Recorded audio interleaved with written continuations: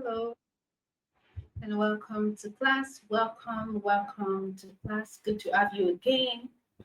All right, without wasting, we're moving straight into class today, and we're going to continue from where we stopped the last class. The last class, we started looking at the summary and analysis of the Lekki Headmaster, and that's the novel for the UTME examination. All right. So, and I did mention in the last class that we may not be able to finish the summary for the all 12 chapters. However, there are some questions that have been prepared. There are questions that are most likely going to come out in your examination, or if they do not come out the same way, there's a tendency that they will tilt towards that area. So there were about 40 questions that we were able to bring out, and we started looking at those questions from last week. So we're going to continue with the questions today, but before then, we're going to look at the summary of chapter 2. Chapter 1, the summary of chapter 1 was what we did in the last class. So we were able to look at the summary for chapter 1, and we did the analysis. From the analysis, we were able to bring out settings, characters, story plots, theme, etc. etc. So we're going to do the same for chapter 2, and I'm doing this so that in case you're just picking up the novel to read, you are going to follow a certain pattern. It's going to help you understand the novel better. There's a way it's going to help you, and it's going to help you retain what you read basically. So that's why I'm doing this with you. So today we are going to chapter 2 of the Lekki Headmaster, and then we'll see how we can finish off on the questions that we have left. We did about 12 questions that are most likely going to come out in the examination the last class. So that means we have a few more questions left. We have about 18 there about left.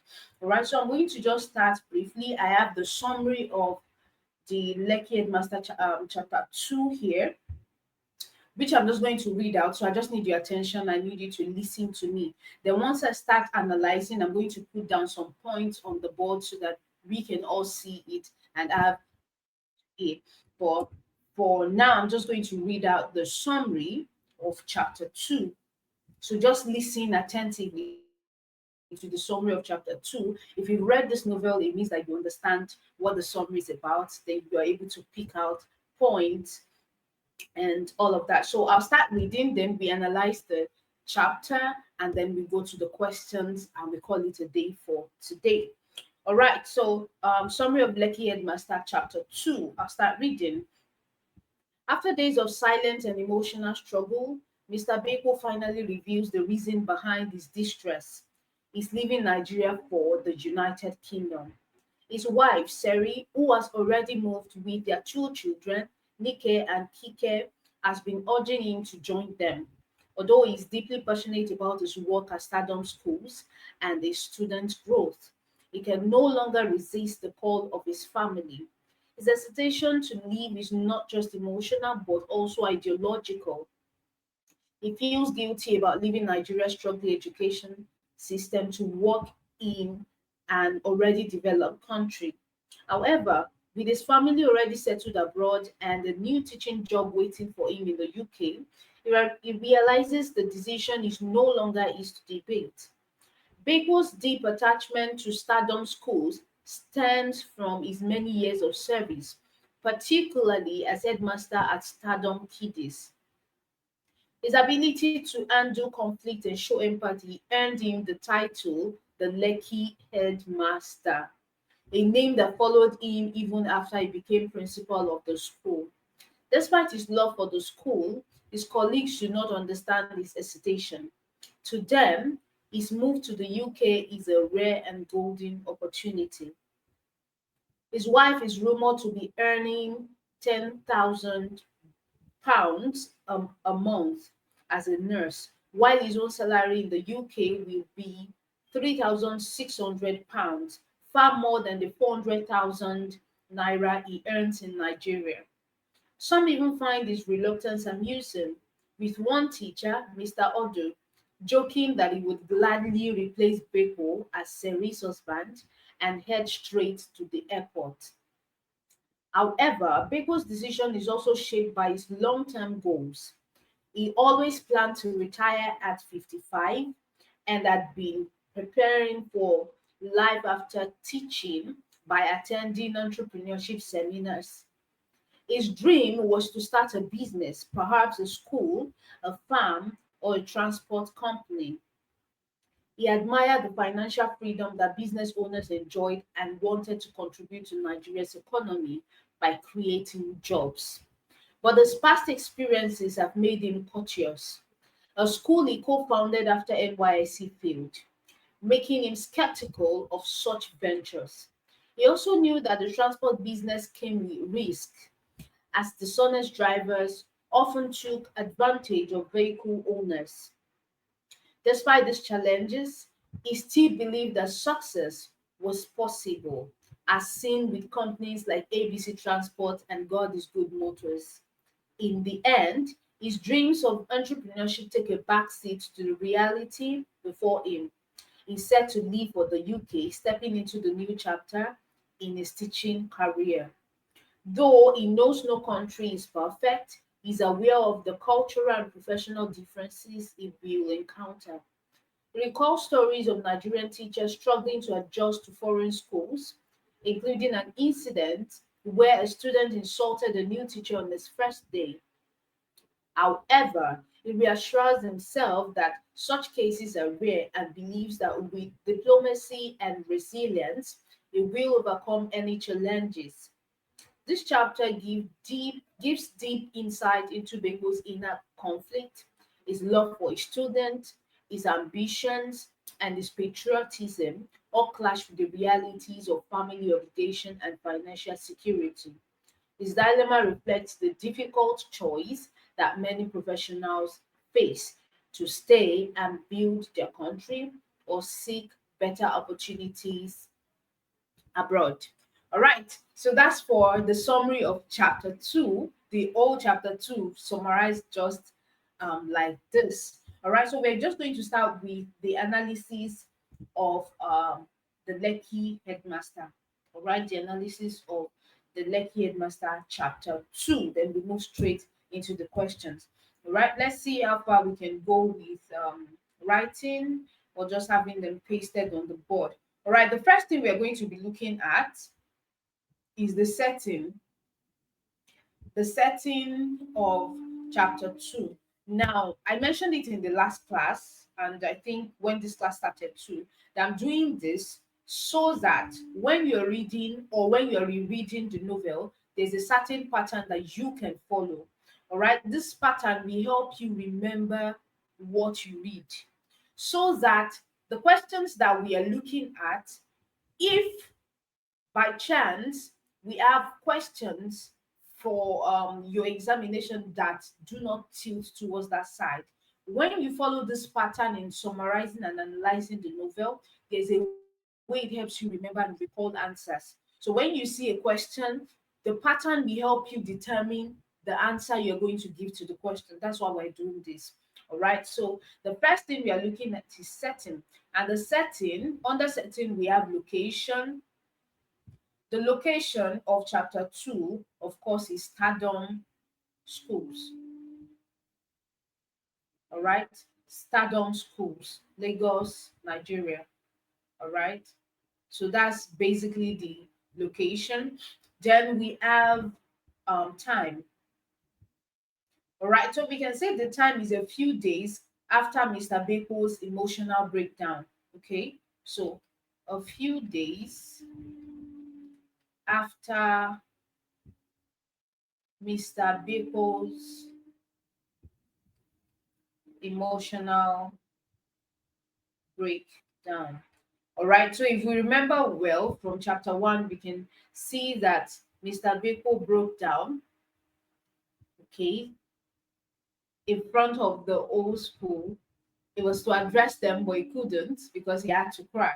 All right, so this chapter 2 is like a few days after his breakdown. All right, so then the next thing we are looking at is the mood for chapter 2, which is we can say is tense and reflective. Okay, so we can say tense and reflective. All right. And this is because Beko was wrestling with his life changing decision. So it was like a tense moment. All right. It was like a tense moment. All right. The second thing we're going to be looking at are the characters. All right. The characters for chapter 2. And we'll start with Mr. Beko himself.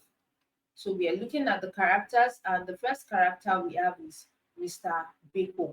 All right. So Mr. Beko, all right, as the principal, he has this role, and his role is that he's the central character, he's the main character who finally reveals that he is leaving Nigeria to join his wife and children in the UK. All right. So that's his role in the character, in the chapter, basically. All right, so when we look at character traits, you can see him as someone that is dedicated, conflicted, patriotic, all right, and he's also deeply attached to his students. He's deeply attached to his students, all right. So that's basically the character of Mr. Beko as seen in this chapter. Then the other character that we can look at is Sherry, all right. Sherry is Beko's wife. Sherry is Beko's wife. And even though it was not physically present in the chapter, there was a mention of her name. All right. So Sherry is Mr. Beko's wife. All right. So her name was mentioned. So if we talk about the role, like I said, she was not physically present in the chapter. So, but she is a major influence on Beko's decision. A major influence on Beko's decision. That's the role she's playing. So she has already relocated to the UK with their children. That's Nike and Kike, and there's a kind of pressure on Beko to go and join them. So our role is that she's a major influence on people's decision. So if you talk about a character trait, you can say someone that is determined, someone that is practical and family oriented. All right.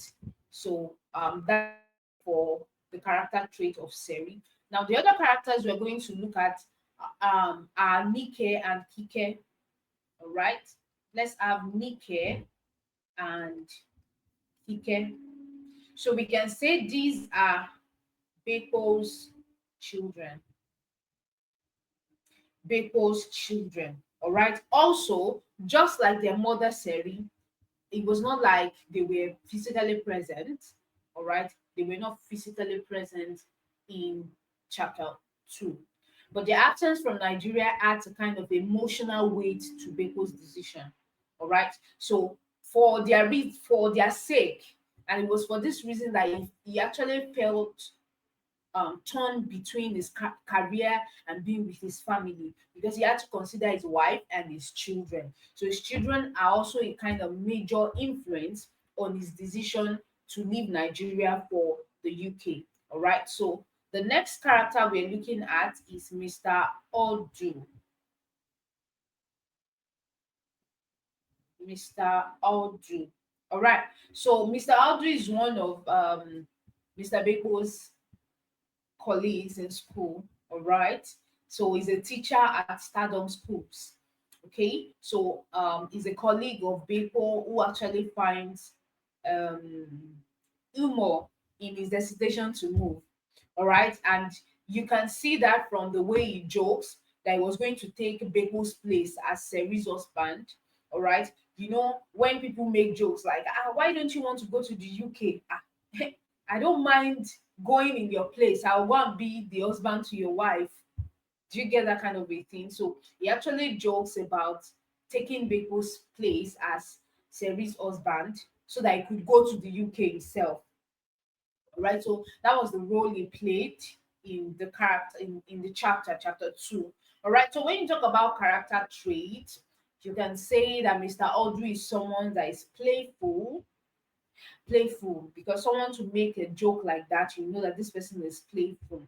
And then maybe you can say he's opportunistic, because he sees a good opportunity and they see someone that is very reluctant in grabbing the opportunity. So it feels like, okay, why not? This is a good opportunity and might as well, even though I'm saying it as a joke, if I see this kind of an opportunity, I'm going to take it. So you can say is opportunistic. All right. So it actually represents the general mindset of those who see migration as an obvious advantage. There are so many people that just want to jump out from this country. By all means, they just want to leave. There's nothing you are telling them they see no good. They see no good. So people like that, once they see an opportunity like this, they want to grab it by all means. So um, that's what his mindset is like. All right. So the last set of characters we are looking at are, let's say, the other colleagues at Stardom schools. All right. So we can say other colleagues at Stardom schools. All right, other colleagues at Stardom schools, even though their names were not, um, we can't say they are main characters, but then there's a mention of them. All right, so and then they have a particular role that they play too. So these people are people that actually saw the principal's job opportunity in the UK as a great one. All right, and they actually struggle to understand why he's hesitant. Like, why would you see this kind of an opportunity and you are not taking it? So they actually focus on the financial gains rather than his emotional and patriotic concerns, because when you consider you're able to gain some information, and then you're like, okay, your wife is earning this much, and if you go there, you're going to be earning this much. As it was mentioned, he was earning about 400,000 naira in Nigeria. All right, which may be to some people will feel like, okay, 400,000 is not too bad. If you know how to spend wisely, it's not too bad. Do you get that kind of a thing? But if you go to the UK, you're going to be earning about 3,600 pounds, which is not a small money. I don't know the conversion rate right now, but I know that this money is definitely in millions. Is in millions. That should be more than 400 million. Okay, if you do the conversion rate from how much is 3,600 pounds to naira, in fact, if not, it should be close to about 500, right? 5 million rather. Now you want to compare that. So you want to leave that and stay in Nigeria to be earning 400,000 naira because you think you are connected to the student and you want to grow in Nigeria that is refusing to grow. That's how the colleagues were seeing it for him, but he wasn't seeing it like that. So that's the kind of role that the other colleagues play in chapter 2. All right, so that's for the characters. All right, so then we quickly talk about the themes. The themes. All right, let me wipe this off so that we can have some things on the board. All right, we can talk about the theme, and the first theme we're talking about is migration and the Japa phenomenon. All right, let me just paste this once and for all because of our time, so that we can have access to it and keep going back if we want. All right, I'm trying to have that on the board.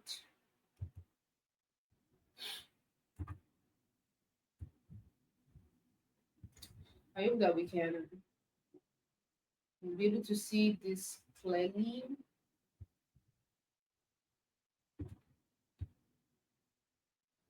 Okay. All right, I hope you can see this. Please, if you can, please let me know that you can see it clearly. All right, thank you. So these are the themes that we are looking at. The themes for chapter 2.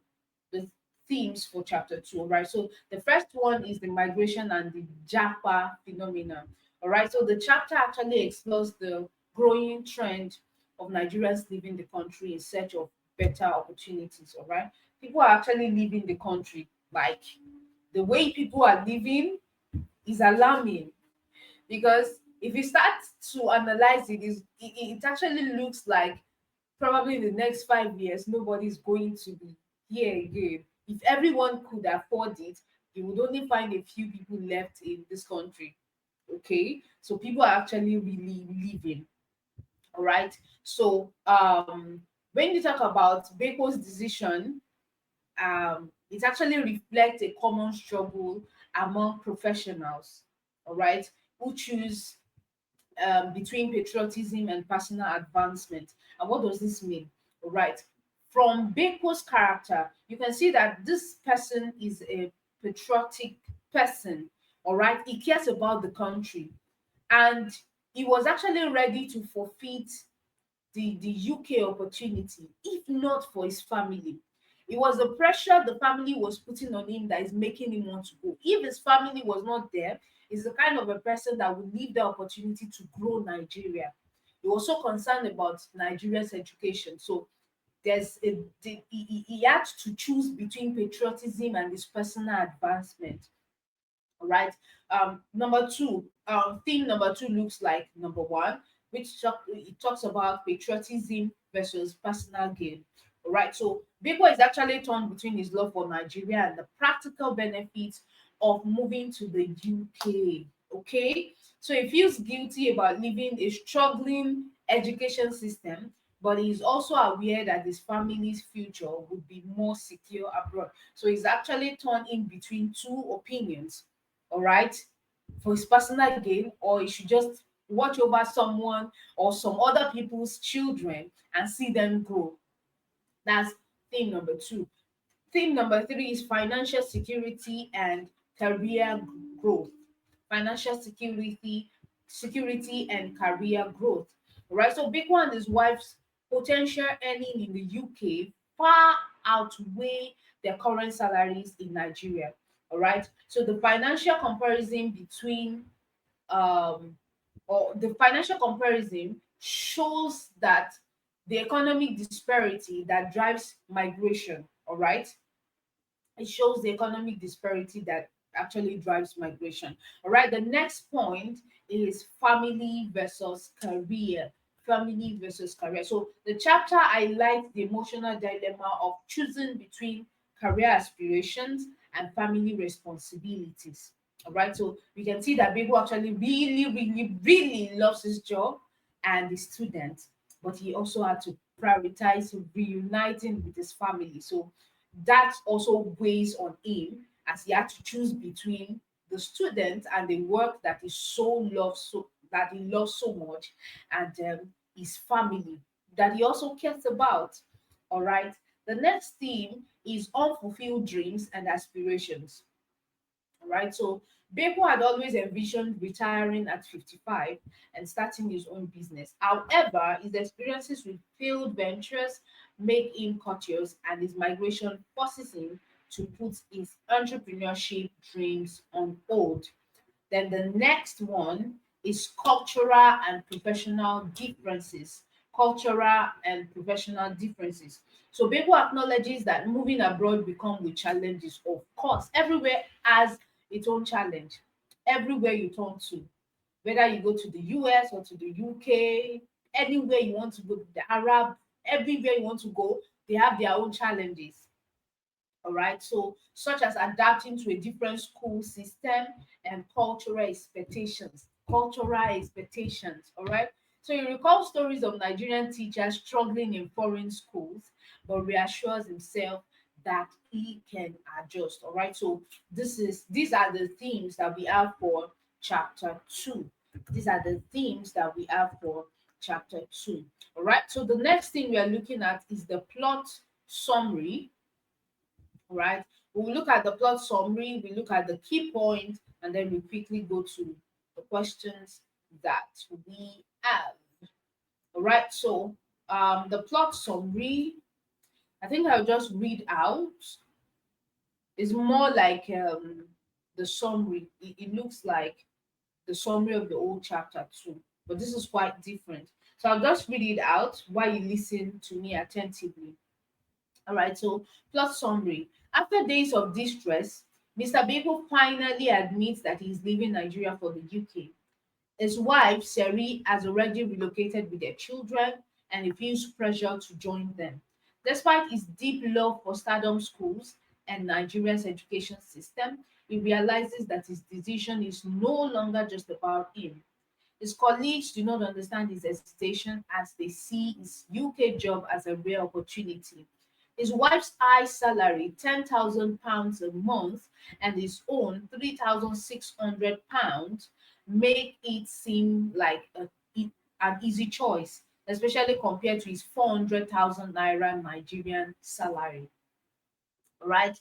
Mr. Audrey jokes about replacing Beko as a resource bank, showing how likely others take his inner conflict. Beko's long-term goal was to start a business after retiring at 55. He had explored school ownership, farming, and transportation, but was weary due to his past failures and risk. Right? Realizing that his entrepreneurial dreams will have to wait, he prepares to leave for the UK, knowing that adapting to a new culture and work environment will not be easy. He recalls story of Nigerian teachers struggling abroad, but reassures himself that he can handle the challenges. All right. The chapter ends with Beko's inner conflict unresolved. His patriotism, career goals, and love for his students clash with the reality of financial security and obligation. All right. So that's basically the plot summary. So right now we're just going to have the key points for chapter 2, and then B, we're going to move to the next theme. That's to continue our 40 questions. All right, so I'm trying to paste the key points so that we can all see it and just um, follow as I read out. All right, key points for chapter 2. All right, so the key points for chapter 2, number 1 is that Beko finally confesses his reason for distress. All right, so and the reason for his distress is because he was leaving for the UK, and then he was so emotional about it because if he had this will, he wasn't really ready to go. All right, point number 2 is that his wife's relocation and pressure from family play a major role in his decision. All right. Point number 3 is that his colleagues see his UK job as a great financial opportunity and mock his hesitation.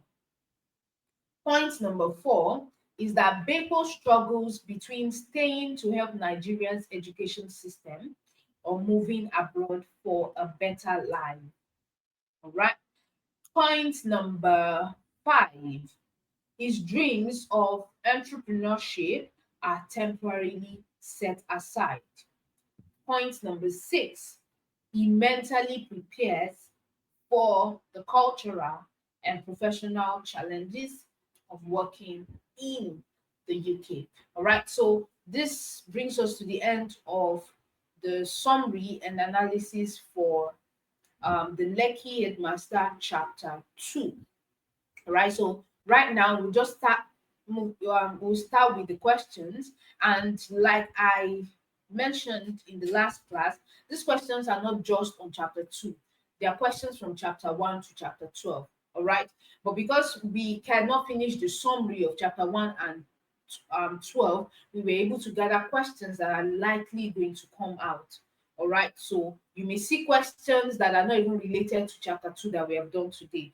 The chapter 2 is just to help you so that when questions come out of chapter 2, you know how to answer those questions. So from the 40 questions that we said are likely going to come out, or questions related to the questions that we have prepared that may come out. All right, so we stopped at number 12 in the last class. So today we continue at number 13. Number 13. So I'm just going to be pasting and then we'll see what the answer is. All right. So this question, okay. So question 13, it says, What is the community attitude, or what is the community's attitude towards education at the beginning of the novel? All right. What is the community's attitude towards education at the beginning of the novel? All right. Option A, highly supportive.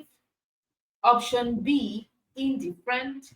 Option C, skeptical and resistant to change. Option D, actively involved. All right, so the answer to this is option C, skeptical and resistant to change. Skeptical and resistant to change. All right, then we have question 14. Question 14. So this question basically says, how does Mr. Bapo's leadership style differ from traditional method? All right, let's have that pasted so that we can see the options. All right, all right. Number 14. All right, so how does Mr. Bapo's leadership style differ from traditional methods? All right, so we have option A, it focuses on rote learning. Number two, option B, he encourages critical thinking and student participation. Option C, he emphasizes corporal punishment. And option D, it discourages extracurricular activity. So, how does Mr. Bepo's leadership style differ from traditional method? Right? So the appropriate option is that he encourages critical thinking and student participation. That is option B. So option B is the correct option. So we move to number 15 rather. Number 15. Okay, so this question says, what is the climax of the novel? What is the climax of the novel? What is the climax of the novel? All right, pasting so that we can see the options. All right, so A, option A, Mr. Beko's resignation. Option B, the community's acceptance of the reforms. Option C, Mr. Alabi's promotion. Option D, the school's closure. All right, so what's the climax of the novel? The correct answer is the community's acceptance of the reforms. The community's acceptance of the reforms. So that's option B. So we have option B as the correct option. All right. Then we move quickly to option 16, question 16 rather. Question 16. All right. Trying to paste that. Option 16. All right, so it says, what does Mr. Bako's character symbolize? You're welcome, Blessing. What does Mr. Bako's character symbolize? All right, we have option A, tradition. Option B, innovation and progress. Option C, corruption. And option D, apathy. All right. So, what does Mr. Bako's character symbolize? Okay. The correct option is innovation and progress. Innovation and progress. Innovation and progress. All right. So, this is question 16. I'm wiping off the board so that we can have some new set of questions. We are moving straight to option question 17.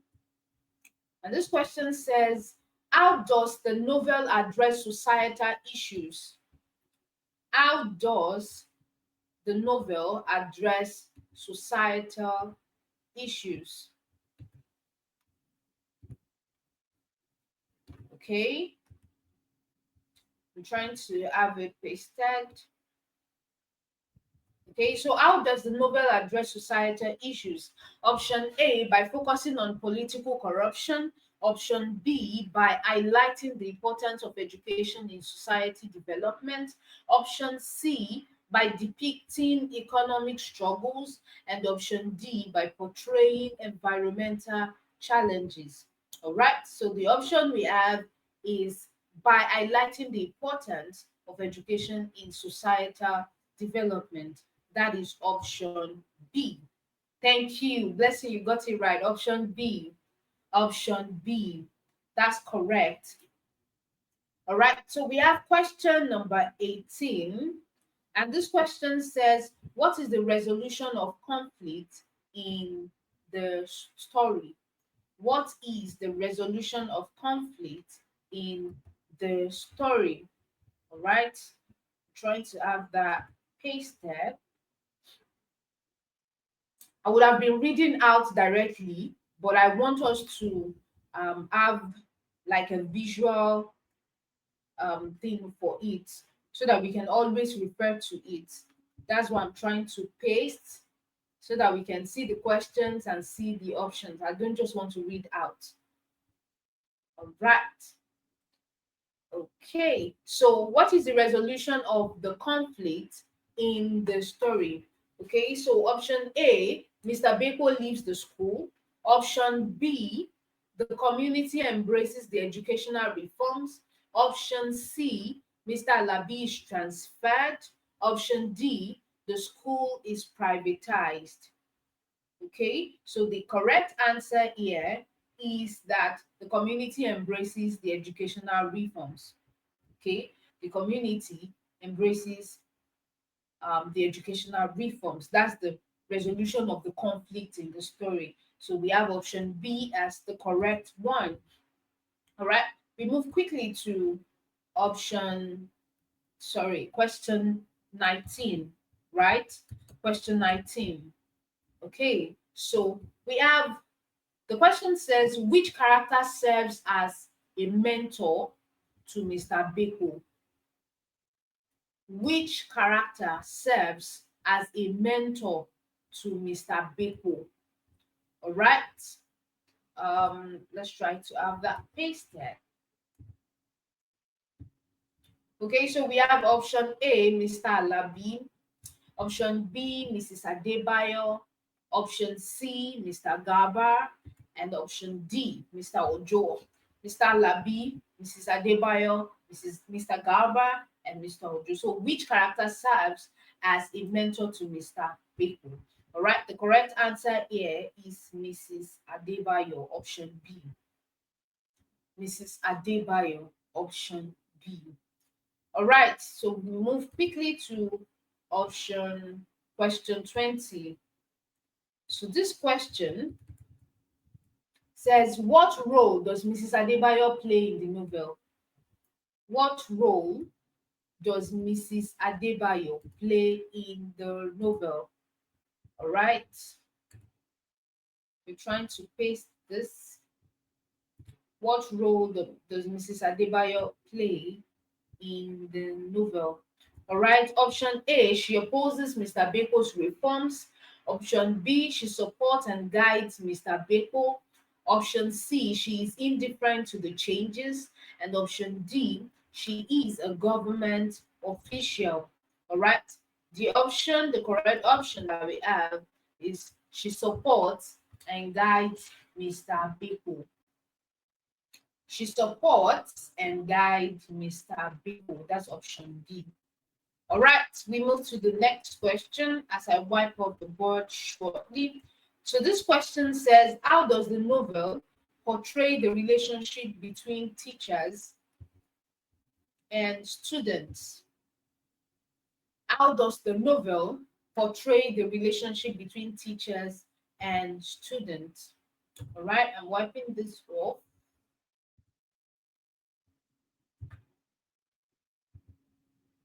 Okay. All right, so we have option A, authoritarian, option B, distant and formal, option C, collaborative, nurturing, option D, competitive. authoritarian, distant and formal, collaborative and nurturing, and option D, competitive. All right, so the correct answer is collaborative and nurturing. Collaborative and nurturing. So option C is the correct answer. Then we move to 22. The question says, what is the significance of the school's location in Lekki? What is the significance of the school's location in Lekki? All right, let's paste so that we can see the options that we have. All right, so option A says it symbolizes urban progress. Option B, it highlights educational challenges in urban settings. Option C, it represents a rural community struggle for education. Then option D, it has no specific significance. All right, the correct answer here is option B. It highlights educational challenges in urban settings. Option B, it highlights educational challenges in urban settings. All right. So we have question 23. Okay. This question says, how does Mr. Beko demonstrate resilience in the face of opposition? How does Mr. Beko demonstrate resilience in the face of opposition? Okay. Maybe after question 25, I'll just read out the questions and tell you the answers because of our time. All right. Because if we have to keep pasting like this, it may take much of our time and we may not finish it. We still have a few questions to go and we are limited with time already. So after question 24, I'll just start reading them out. I'll read out the question, I'll read out the options, and then I'll tell you the correct answer. All right, so 23, question 23 says, how does Mr. Beko demonstrate resilience in the face of opposition? All right, option A, by refusing to compromise his values. Option B, by isolating himself from the community. Option C, by seeking external support from authorities. And option D, by stepping down from his position. All right, the correct answer here is option A, by refusing to compromise his values. By refusing to compromise his values. All right, then question 24. Question 24. This question says, what does the character of Mr. Alabi represent in the novel? All right. Okay.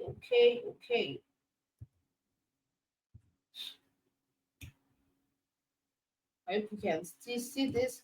All right, question 24. What does the character of Mr. Alabi represent in the novel? A, corruption in education. B, tradition and resistance to change. C, leadership and innovation. Then D, the voice of the community. The correct answer is tradition and resistance to change.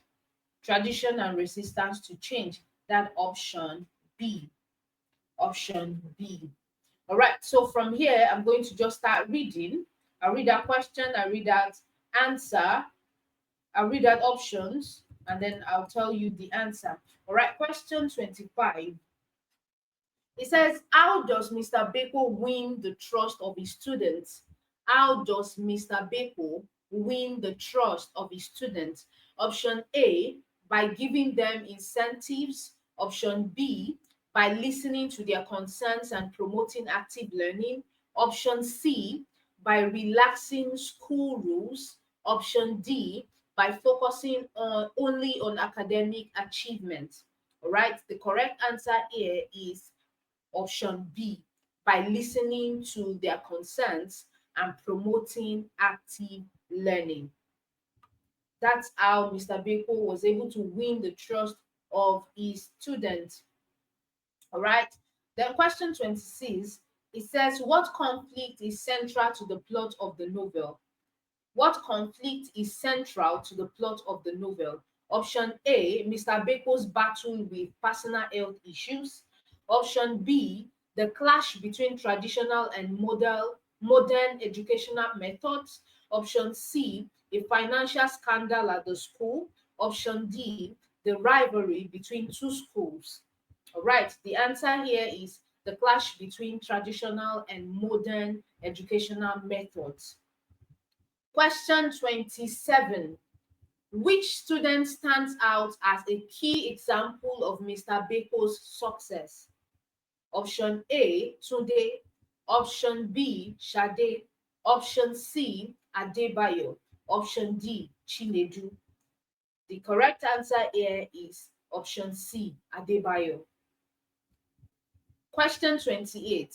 How does Mr. Beko's reform impact the academic performance of the school? Option A, it declines initially but improves later. Option B, it remains stagnant. Option C, it declines completely. Option D, it leads to immediate success. The correct answer here is option A. It declines initially but improves later. Question 29. What is the role of parents in the novel? Option A, they fully support the reforms from the start. Option B, they are skeptical but eventually support Mr. Beko. Option C, they are indifferent to the school's progress. And option D, they oppose Mr. Beko throughout the story. The correct answer here is option B, they are skeptical but eventually support Mr. Beko. Question 30. What does the eventual success of Mr. Beko's reform signify? Option A, the inevitability of resistance in leadership. Option B, the power of determination and innovation. Option C, the limitation of traditional education. And option D, the challenges of urban development. All right, the correct answer here is option B, which is the power of determination and innovation. All right, our time is fast spent, but let's take maybe 5 more questions and then we call it a day. Question 31 says, how does the community initially view Mr. Beko's leadership? Option A, as an opportunity for growth. Option B, as a threat to traditional values. Option C, as a chance to modernize education. Option D, as insignificant. The correct answer is as a threat to traditional values. Question 32.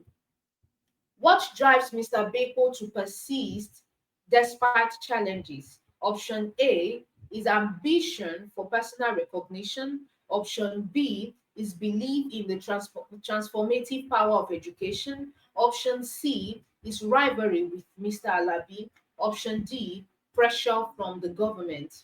The correct answer is option B, is belief in the transformative power of education. Question 33. What do the school's initial poor conditions symbolize? Option A, corruption in the education system. B, the neglect in societal values. C, the challenges of reforming traditional systems. And D, apathy towards urban schools. The correct answer is option C, the challenges of reforming traditional system. Question 34. How does Mr. Alabi attempt to undermine Mr. Beko? A, by spreading rumors about him. B, by sabotaging school programs. C, by instigating parents against him. D, all of the above. The answer is all of the above. Then lastly, how do the students respond to Mr. Beko's new teaching method? Option A, they immediately adapt and excel. Option B, they resist initially but later appreciate the methods. Option C, they organize protest against him. Option D, they ignore his effort. The correct answer here is they resist initially, that's option B, but later appreciate the methods. All right. So we have come, thank you, lesson. We have come to the end of the class for today. Today, we were just able to look at the summary of chapter one and the analysis. The analysis looking at the setting, the story plots, the characters, the themes, and the key points of chapter two. And then we were able to answer some more questions from questions that are likely going to come out in the examination, or questions that may tilt towards what we have done today. If you missed any part of the class, especially maybe with the questions, you can go over to our YouTube channel and see the parts that you have missed. Kindly subscribe if you have not, like the video, share the video, drop comments. If you have any questions, kindly drop the comments in the comment box and we are going to attend to you. Bye bye.